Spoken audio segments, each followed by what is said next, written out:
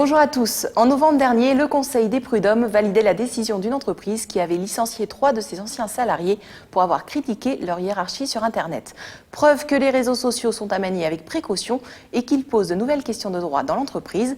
Pour en parler, nous recevons Christiane Ferralschul. Bonjour. Bonjour. Vous êtes avocate, bâtonnier de Paris et auteur de cet ouvrage que voici, donc Cyberdroit, le droit à l'épreuve de l'Internet. Vous connaissez donc parfaitement ce sujet et on va revenir sur celui que j'abordais en préambule, ces salariés licenciés donc, pour avoir critiqué leur hiérarchie sur Facebook. On en a beaucoup entendu parler ces derniers temps. Est-ce qu'il faut en conclure qu'on n'a pas le droit de critiquer sa hiérarchie tout simplement? Où est la liberté d'expression là-dedans? Vous avez toujours la possibilité de vous exprimer. La liberté d'expression existe, la possibilité même d'énoncer, de parler de ses conditions de travail est une liberté acquise. En revanche, il faut mesurer ses propos. C'est une question de réserve et il ne faut pas perdre de vue ce qu'on appelle le devoir de loyauté à l'égard de son employeur. Donc sur ce terrain-là, l'appréciation, elle a été faite par un juge. Vous savez que dans cette affaire, manifestement, il a été difficile de trancher puisque c'est un juge départiteur qui a tranché. Mais c'est une appréciation subjective. Est-ce que les propos en eux-mêmes justifiaient la sanction ou pas? C'est un juge qui décide et en général, vous avez un faisceau d'éléments pour prendre cette décision. C'est difficile justement de placer le curseur entre ce qui peut être mal perçu et ce qui est des critiques, entre guillemets, qui sont tout à fait légitimes. Oui, j'ai tendance à penser que ce n'était pas le seul élément, mais je ne connais pas suffisamment les données de cette affaire. En revanche, ce qui était inédit et ce qui a suscité toute la polémique est lié au fait que ces salariés avaient le sentiment d'être dans un lieu confidentiel parce qu'elles étaient dans un espace privé sur leur propre réseau, les réseaux sociaux, de surcroît sans passer par la connexion professionnelle de l'entreprise. Donc elles s'étaient exprimées dans ce qu'elles considéraient être un lieu privé. Alors je pense que la notion d'espace privé, espace public sur Facebook est une notion trompeuse, dans la mesure où lorsque vous avez un groupe d'amis, alors vous pouvez identifier vos amis, mais lorsque vos propres amis ont des amis, on voit bien que déjà on passe à un cercle qui est beaucoup plus large. Parce que là, en l'occurrence, effectivement, il n'y avait qu'une dizaine de personnes qui normalement pouvaient se connecter, mais qui avaient elles-mêmes leur propre réseau d'amis. Donc on était bien dans la logique de l'ouverture, ou en tous les cas d'un cercle élargi. Et sans contrôle, finalement, de l'utilisation qui pouvait être faite des informations. De surcroît, il y avait un affichage sur le mur de Facebook. Donc il y avait « je partage une information ». Et je pense qu'il faut revenir au propre du réseau social, que ce soit Facebook, que ce soit un autre réseau social. L'idée est de communiquer, de partager. Et il n'y a pas d'interdiction de transférer l'information. Donc même si ces salariés étaient dans un espace privé, c'était un espace ouvert d'une certaine manière, quand même de d'espace privé. Pour vous, Facebook peut quand même rester un espace privé. Facebook fait la différence. Vous avez la possibilité de fermer votre cercle ou pas.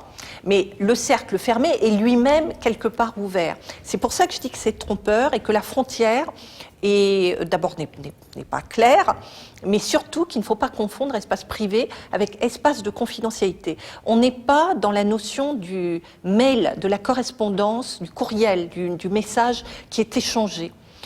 On est sorti de la correspondance privée et on est dans un lieu de partage. Alors là, en l'occurrence, justement, le problème, c'est qu'il y avait une preuve. Quelqu'un a, entre guillemets, dénoncé ses salariés et est allé voir la hiérarchie elle-même pour lui montrer ce qui a été dit sur ce mur.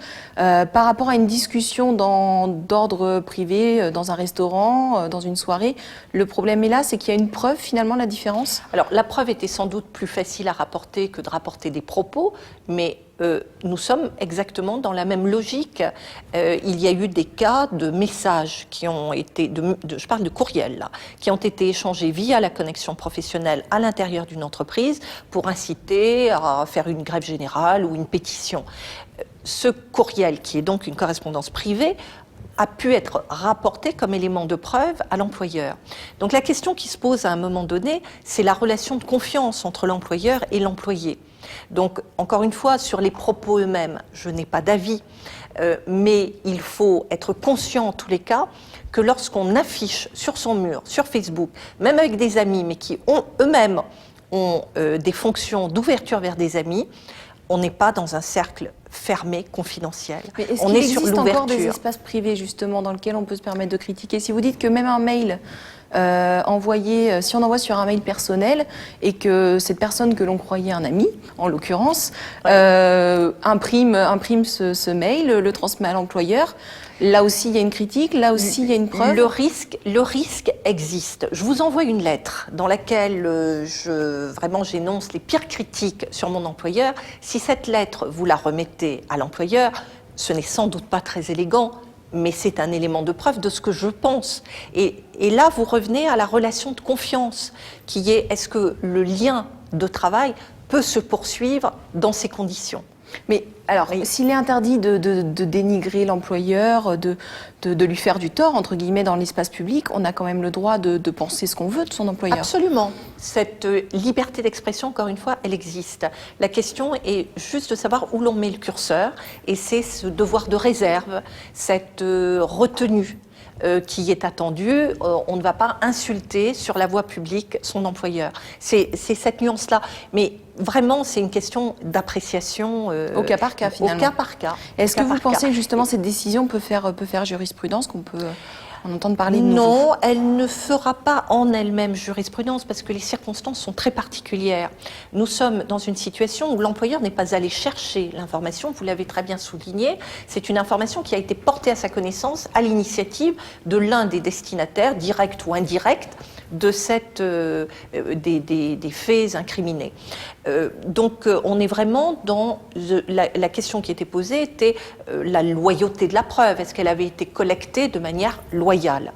La réponse est, ça peut être une indélicatesse, mais l'employeur, on lui a apporté la preuve dont il s'est servi et il a jugé que c'était suffisamment grave pour conduire au licenciement.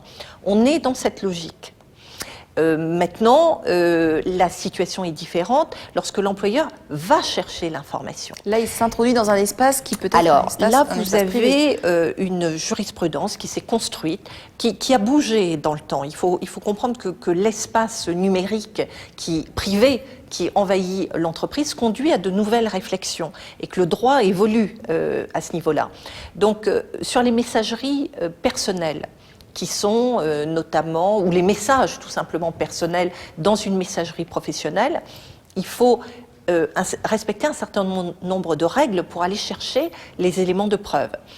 Je pense que ce qu'il faut retenir, c'est que l'employeur a toujours un pouvoir de contrôle sur les outils technologiques mis à la disposition de l'employé. Et la connexion en interne, effectivement. Et la connexion professionnelle fait partie des outils technologiques. Donc l'employeur peut contrôler les conditions d'utilisation. Il peut décider, par exemple, qu'on n'a pas le droit de télécharger des vidéos.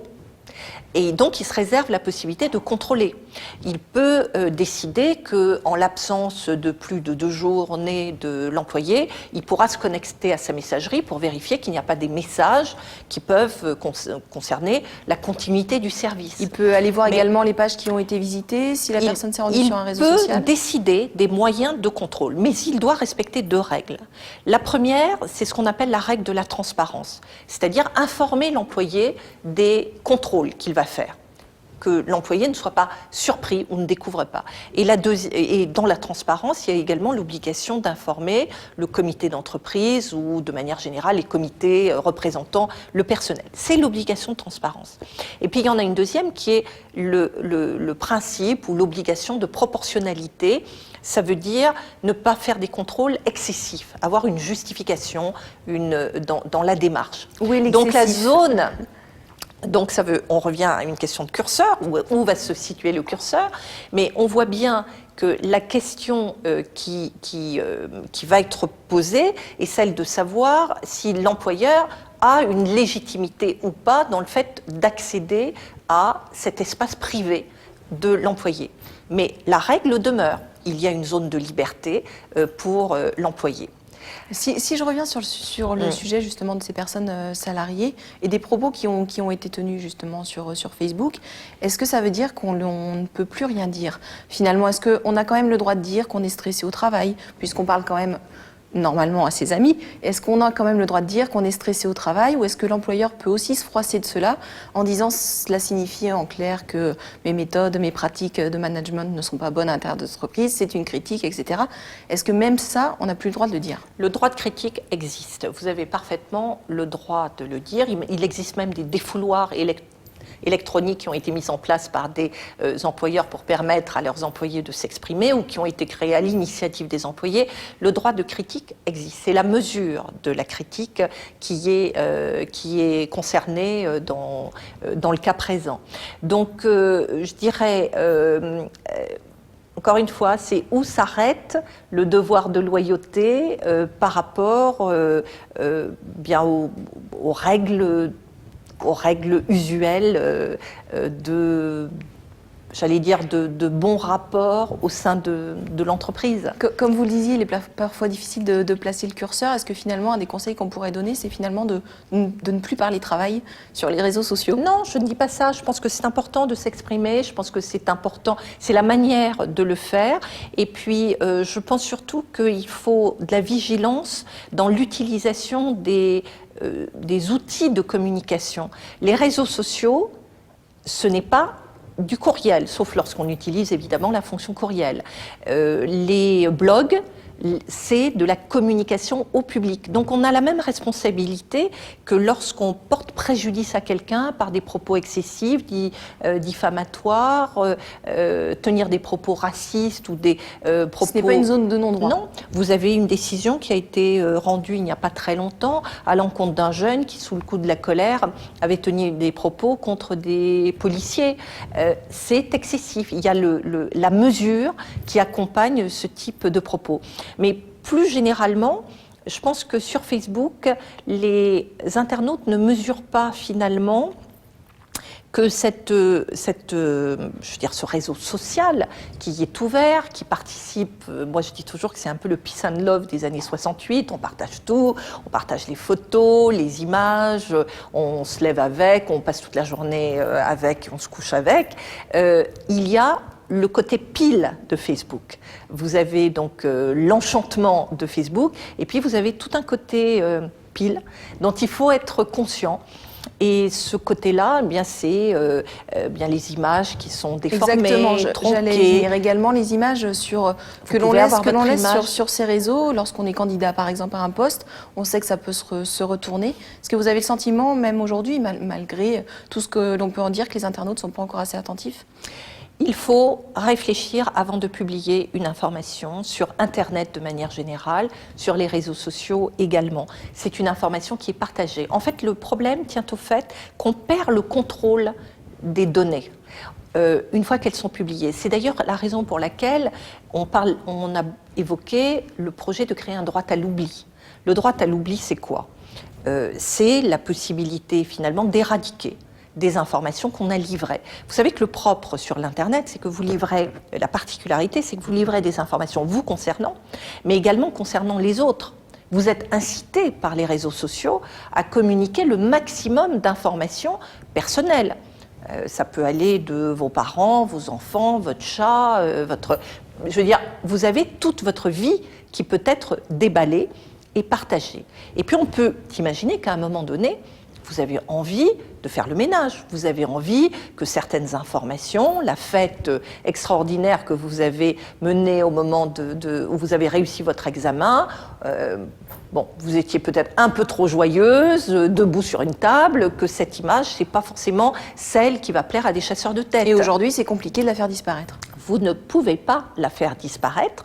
Faire disparaître une page amie sur Facebook n'est pas possible. Vous pouvez faire en sorte qu'elle soit occultée, mais les données ne disparaissent jamais.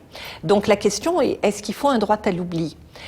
Les opposants au droit à l'oubli vont vous dire, très bien, mais si on réécrit l'histoire, s'il y a des bouts d'histoire de votre vie privée qu'on va supprimer, par exemple cette fameuse photo prise debout sur une table et que vous voulez absolument faire disparaître, est-ce qu'on n'est pas en train de porter atteinte au devoir de mémoire ?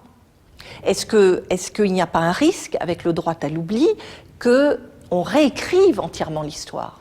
Donc en clair, de toute façon, il faut être prudent, faire attention en amont, faire attention à ce qu'on met. Voilà. Et on ne Moi, je suis très jamais favorable à l'autorégulation sur les réseaux. Je pense que je me dis que finalement, peut-être qu'un message d'alerte serait une bonne solution. Vous avez bien sur vos paquets de cigarettes, fumer peut tuer, ou à l'entrée de l'autoroute, ralentissez, votre vie est en danger. Pourquoi ne pas mettre attention, vous êtes sur un espace public. Je pense que le fond du problème que vous avez soulevé, c'est que la notion d'espace privé sur Internet n'existe pas, n'est pas un véritable espace privé. Ce sera donc le mot de la fin. Merci beaucoup d'avoir répondu à toutes nos questions. Merci à vous également de nous avoir suivis. On ne le répétera jamais assez. Soyez prudents. À très bientôt pour une prochaine émission.